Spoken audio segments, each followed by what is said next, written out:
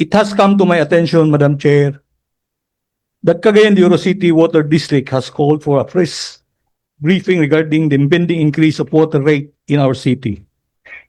Madam Chair, ang tubig usa kini ka essential nga kinahanglan sa tao. Kung wala kitay sakto na panubig sa atong syudad, usa kini kapag lapas sa atong tawhanong katungod. Sa limpyo, masaligan o matarong na pagpaningil sa panubig. Atong balikan, Madam Chair, atong Abril 2, 2024. Nahimong dakong problema sa dakbayan sa Cagayan de Oro ang hulga sa pagputol sa supply sa tubig nga nagbutang sa atong dakbayan sa state of emergency. Tungod nini, pinagi sa Executive Order number 109/2024 nag-issue sa atong halandong Mayor Rolando Clarix Oy, nagmugna og Special Task Force for Water and Distribution nga gipanguluhan ni Majority Floor Leader Edgar Cabanlas, Madam Chair. Sila ang gitahasan sa pagpangimbestigar og maghatag sa ilang mga rekomendasyon may tungod sa isgutanan sa panubig sa syudad. Hilabi na sa issue sa Cagayan Boc Water Incorporated or COBI o kontrata niini sa Cagayan de Oro Water District. Nailima ka rekomendasyon ang Special Task Force, Madam Chair. Usa niini ang pag-resend sa kontrata tali sa COBI o sa COWD. Tungod kay disadvantageous sa part sa konsumante o ang nasuta sa task force, Madam Chair, mao kini ang dili makatarunganon sa pagtaas sa singil sa tubig sa matag tulo ka tuig. Apil usab sa violation sa COBI, Madam Chair, tungod kay wala sila kaugalingon nga bulk water treatment. Apil na naka-stipulate sa kontrata. Sa ato pa, Madam Chair, kinanglan na jud ang atong isang-at ngadto sa National Water Resources Board. Ang atong reklamo may tungod sa kontrata tali sa COBI o sa COWD. Kinanglan na gyud na mo intervene ang atong dakbayan sa Cagayan de Oro pinaagi sa paghimo og usa ka resolusyon requesting the National Water Resources Board through its Executive Director, Attorney Ricky A. Arsadon, to conduct a thorough investigation and assessment of COBI operation in Cagayan de Oro City and take appropriate action subject for styling and proper time, Madam Chair. At proper time, Madam Chair, dagang salamat og mayong subli, mayong hapon kanatong tanan. Thank you very much, Councilor Eric Salcedo. So in proper time, ayan na. Yes, Majority Floor Leader, Attorney Edgar Cabanlas. Thank you very much, Madam Chair. I agree with Councilor Salcedo with that observation sa atong problema sa tubig sa Cagayan de Oro. And of course, we will do anything possible to break this monotony of this service to the people of Cagayan de Oro. Now, but ato sa tanahon kung kini atong buhaton mo ba kini ang legal nga remedy nga ngay nato nga pagasubayon kay if we will pass this resolution, this will become an official act of the city government of Cagayan de Oro and the city council.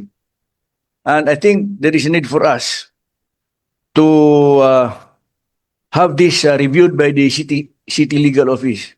Kaya nga naman, sa akong pagtanaw, ang National Water Board ba to? National Water Authority Board, ang ilang concern niya na kining tubig, supply sa tubig, dili supply sa tubig sa water district, kung dili supply sa tubig, nga kung ikaw mukuhag tubig, mukalot kag tubig, kinahanglan nga naakagayoy permit gikan sa ila. But this one that we're talking about is a contract between the water district and COBI, which is a supplier. Now, if lang kung panalitan ng COBI, dunay permit gikan sa National Water Board to extract water from Cagayan de Oro River, that means they are authorized, then the National Water Board has no jurisdiction to interfere in this particular conflict between Kubi and the Water District. Now, bisa nga atong tanawon kini kung kay kung naay conflict, sa akong pagtanaw, if there is a conflict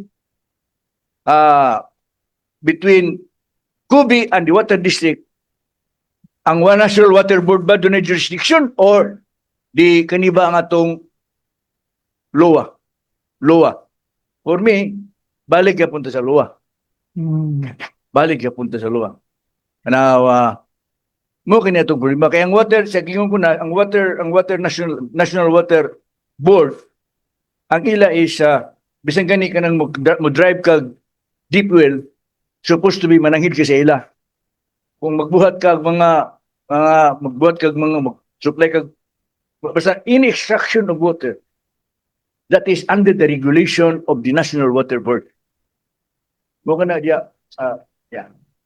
Okay, yes, thank you very much, Councilor Majority Floor Leader.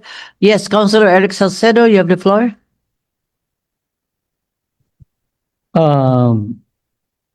Dili ko musupat sa observation ni Councilor akong manoy Ed Cabanlas. Sagot ka? Pero ang akong prayer, Madam Chair, resolution lang, mag-conduct ng investigation for appropriate action. Kung pananglitan dili jurisdiction sa mao nga ahinsya sa gobyerno, mobalibad man siguro na sila, Madam Chair. Kung pananglitan ang kining nga jurisdiction sa LOA, at least lugat i-refer nila sa LOA, Madam Chair. Kaya ako nakita, Madam Chair, sa kadugay nga panahon na ay recommendation sa akong manoy nga atong 5 ka recommendation nila sa Special Task Force. Natulog lang, Madam Chair. Busa dili na to ipakatulog, Madam Chair, kay sayang kay itong nga panahon nga nanay recommendation ngadto sa tong city mayor unya ato lang ipakatulog. Kini nga pamagi, Madam Chair, walay mawala ani sa city council or sa city government kung pananglitan nga mupasa kita og resolution for pagkandak lag investigation. Unya I'm sure, Madam Chair, nga kung dili nila sa jurisdiction, I'm sure nga i-refer nila sa LOA. Thank you, Madam Chair. Thank you very much, Councilor Eric Salcedo. So, are you going to reply, Majority Floor Leader? Yes, you have the floor. Wala problema. Sige, ato pasar. I agree with you. But let us include that resolution, including the resolution, the law also. Para nga, di na tayo magpasa-pasa. So the resolution will be submitted both to the LOA and to the National Water Board. Now, ang ako sana ni, Madam Chair, nga nung wala na ng action ni, tungod kay supposed to be, ang mag-question din nga contract, this relationship between Kubi and the Water District, it's the Water District, not the city. Kita konsumante lang ta. So that is my position.